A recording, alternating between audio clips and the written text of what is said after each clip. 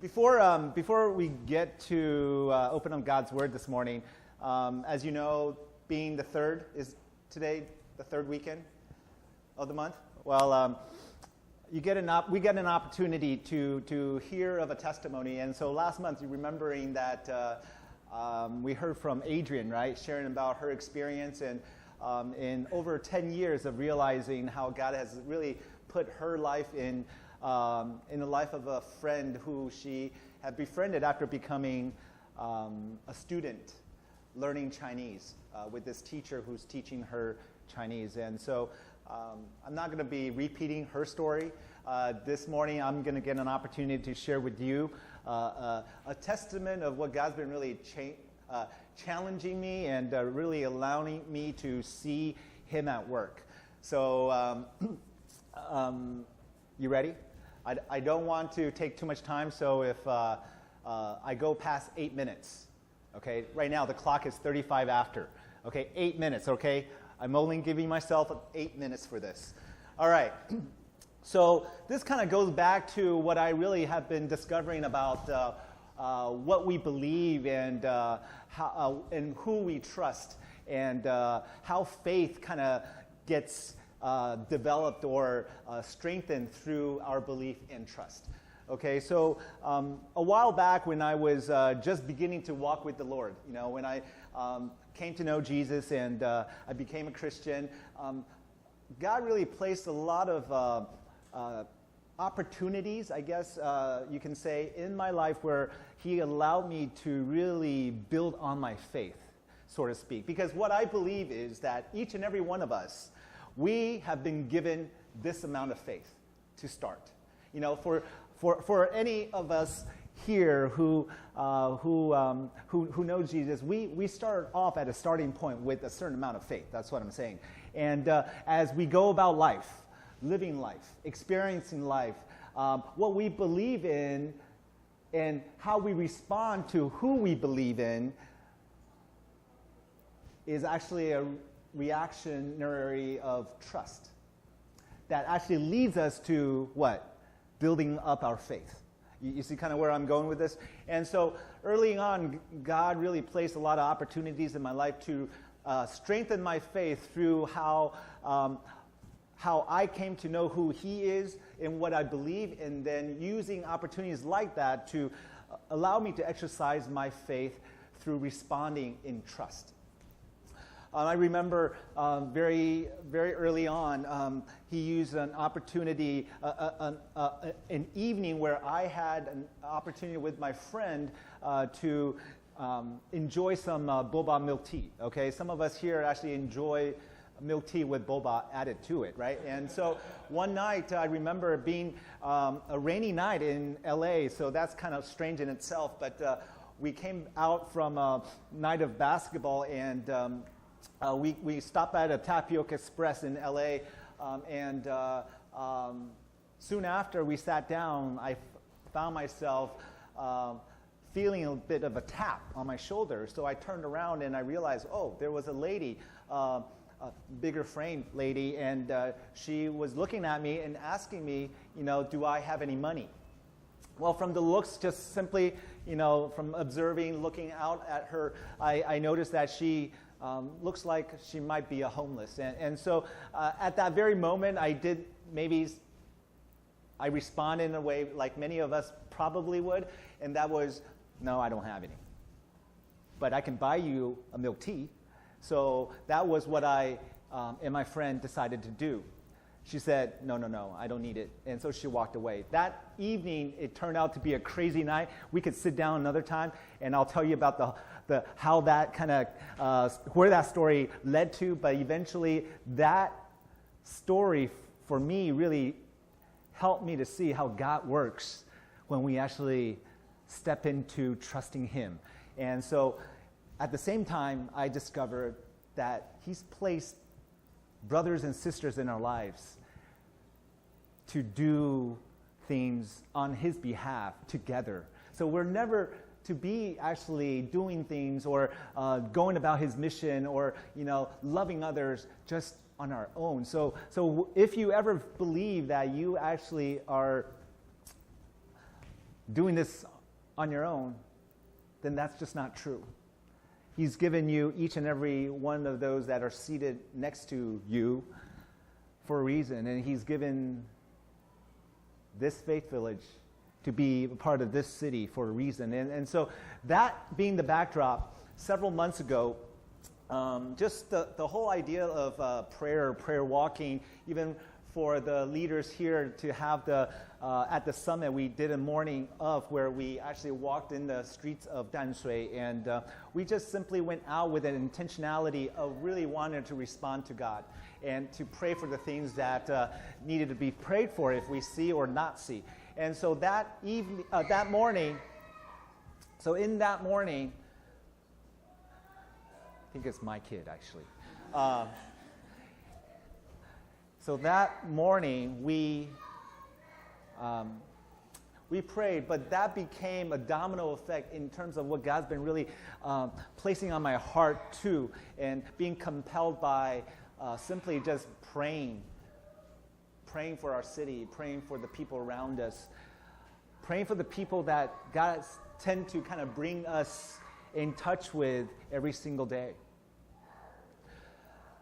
So I remember that there were these homeless people that I've come across in the city of Taipei. And I see them every single day because I jog by them. So one day I thought I'll bring this opportunity, this idea to the Wednesday community group. And so the brothers got together and we decided to do a prayer walk on one of the evenings. During that experience, we encountered one of the homeless that was in the Tianmu area and near the sports park. We had an opportunity to sit down with him.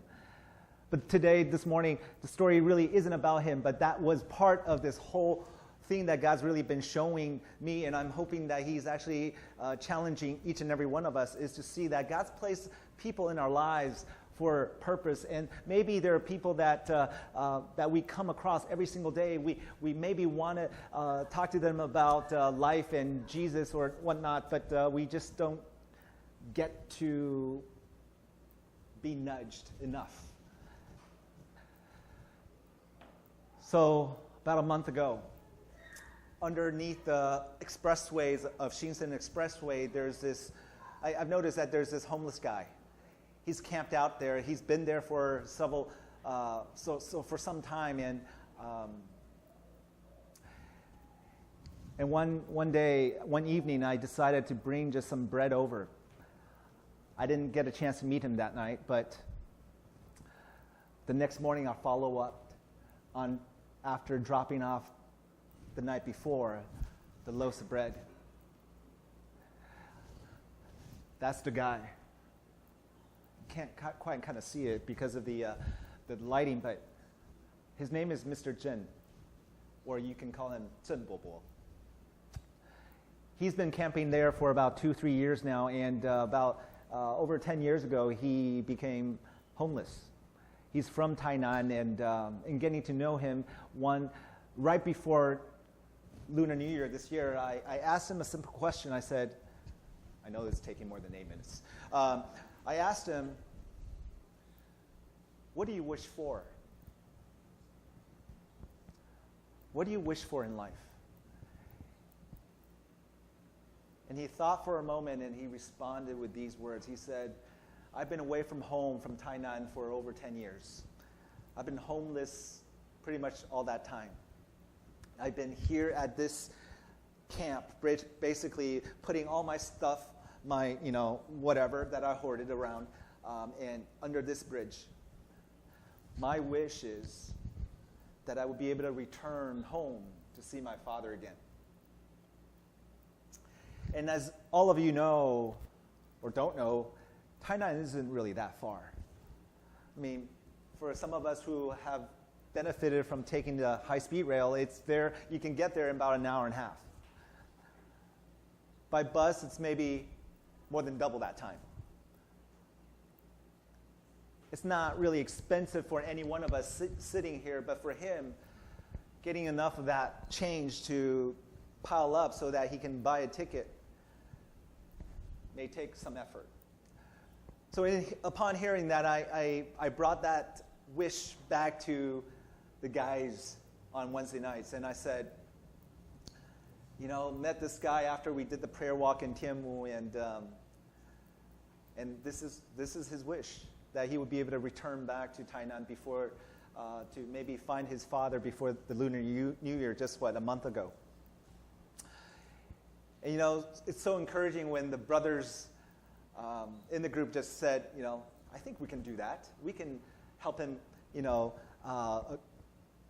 fulfill his wish. We can put money together and buy him a ticket and get him there. And that's basically what happened. And so this is a picture of Zhen Bobo and I at the Taipei main station, at the transfer station, just about time for him to board his bus that night so that he can travel down to Tainan. Now, I know many of us think that, oh man, it would be like a Cinderella, like a Disney story ending if he indeed did find his father, right, and was able to find his home and then say hello to his family and come back with that news, reporting to me or to any of us, or that I'd be able to share that with you. And so after he came back, I caught up with him, and the story wasn't like that. He wasn't able to find his father.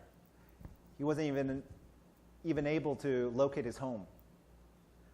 Now, whether there's truth to that or not, whether he really tried or not, I want to share with you the humanity of me in that moment, hearing, oh, I bet you just wanted to go see your friends. You see the